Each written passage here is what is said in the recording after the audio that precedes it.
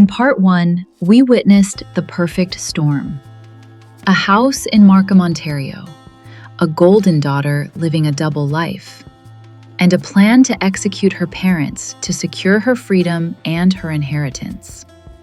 Jennifer Pan thought she had written the perfect ending. The gunman came. The shots were fired. Her mother, Bic Pan, was dead. Jennifer believed the nightmare was over. She believed the Tiger parents were gone. But in every perfect crime, there is a variable that the killer forgets to calculate: a loose thread. And in this case, that thread was breathing. Her father, Hann, took a bullet to the face. It shattered his bones. It should have killed him instantly, but it didn't. And when he woke up in that hospital bed, he didn't just bring himself back to life. He brought the truth back with him. Today on Story Jungle, we are going deep. We are going to examine the lies, the digital footprints, and the interrogation tape that broke the internet. Welcome to part 2, the fall of Jennifer Pan. Let's step into the days immediately following the attack. To the outside world, Jennifer is a figure of tragedy. She is the survivor. At her mother's funeral, she is inconsolable. She collapses. She weeps. Friends have to hold her up. But take a closer look. Detectives were already watching her, and they noticed a disturbing pattern. Her grief seemed performative. It had an on and off switch. When the cameras were rolling, hysteria. When she was alone in the waiting room, cold, calculated, blank. And then she makes a mistake, a rush to judgment. Just 3 days after the murder, Jennifer pushes hard to have her mother cremated immediately. Why? She told family members she wanted closure, but police suspected something else. Was she trying to destroy forensic evidence? Or was she just in a hurry to get the death certificate and the life insurance payout? She was playing the role of the grieving daughter, but the cracks in her mask were starting to show. While Jennifer was acting, a miracle was happening at Sunnybrook Hospital. Hann Pan was in an induced coma.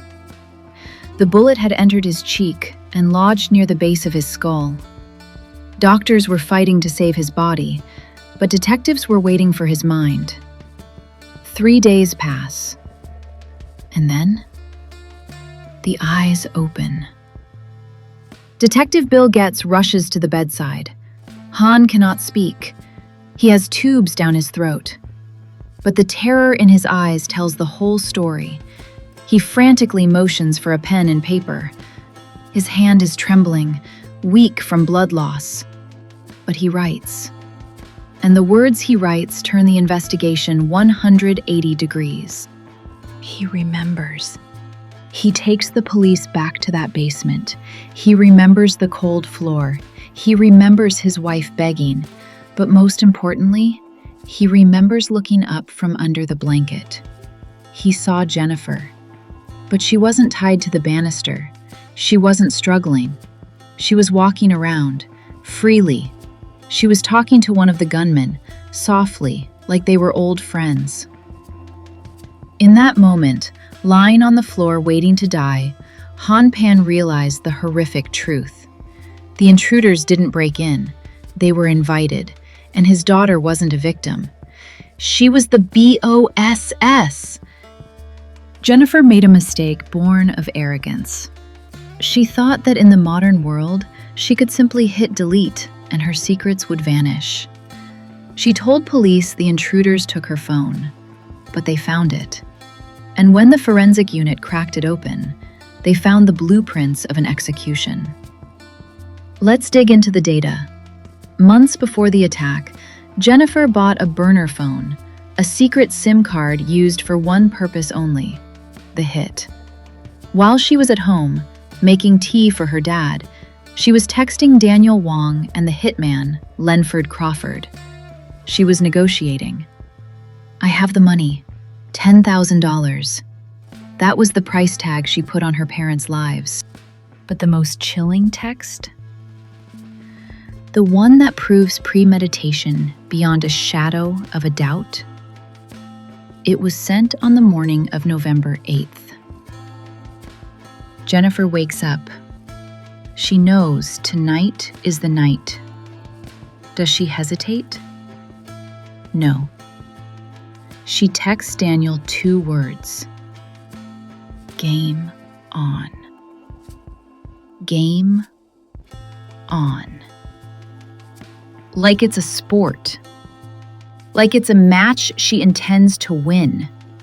And the science backed it up. Cell tower triangulation showed exactly where Jennifer was during the attack. While her mother was being shot in the basement, Jennifer's phone was pinging off a tower right next to the house. She was active. She was updating the killers in real time. She was directing the scene from the top of the stairs. November 22nd, 2010. The police have the dad's testimony. They have the texts, but they need one more thing, the confession. Jennifer is called to the station. She brings her purse, acting casual, thinking she is still a witness. She enters the room with Detective Bill Getz. What follows is a masterclass in the read technique. Getz starts softly. He plays the good cop. He says, "Jennifer, I know it's hard. I know your dad was strict. Those tigers, they push you too hard." He gives her a moral excuse. He lets her blame her parents. But watch closely when Getz starts to push. He accuses her. He says, "Jennifer, I know you did it." Look at her body language. She starts rubbing her knees frantically. She covers her mouth with her hand. In psychology, this is called pacifying behavior. Her brain is screaming in panic, and she is trying to self-soothe. Covering the mouth? That's a subconscious attempt to block the lies from coming out. And then the crying. Listen to the audio. She is making loud, sobbing noises. Boo-hoo. But look at her face in HD. Where are the tears? She wipes her eyes with a tissue, but the tissue is dry. Her cheeks are dry. These are what experts call crocodile tears.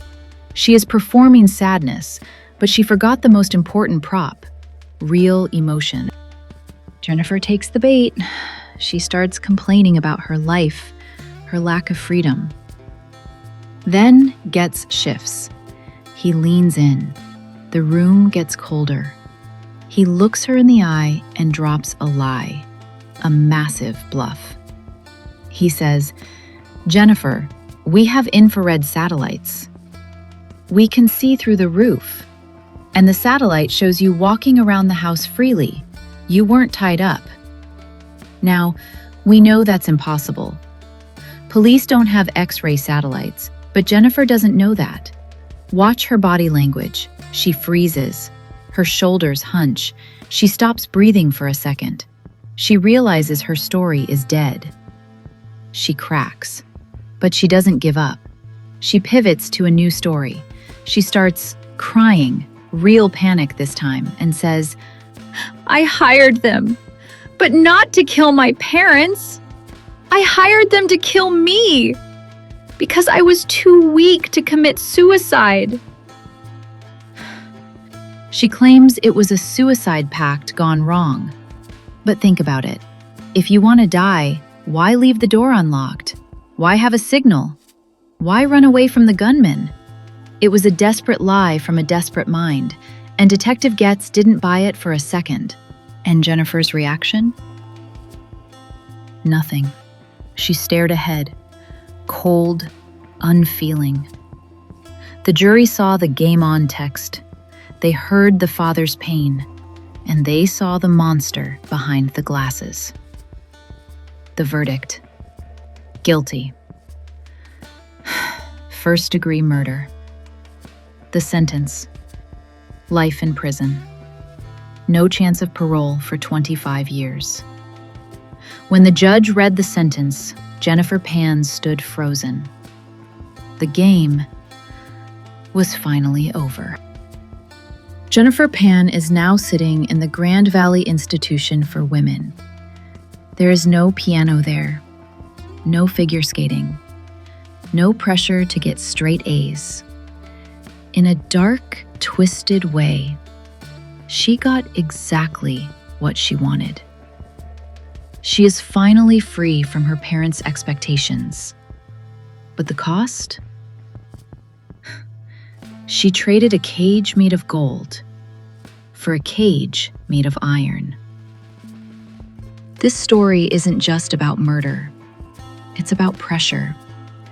It's about the lies we tell to survive and how those lies can eventually eat us alive. But remember, millions of kids have strict parents. They don't hire hitmen.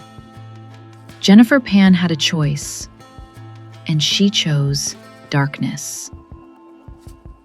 What do you think? Was she a victim of tiger parenting? Or was she a psychopath hiding in plain sight? Let me know in the comments below. I'm Nikki. This is Story Jungle. Keep your head down.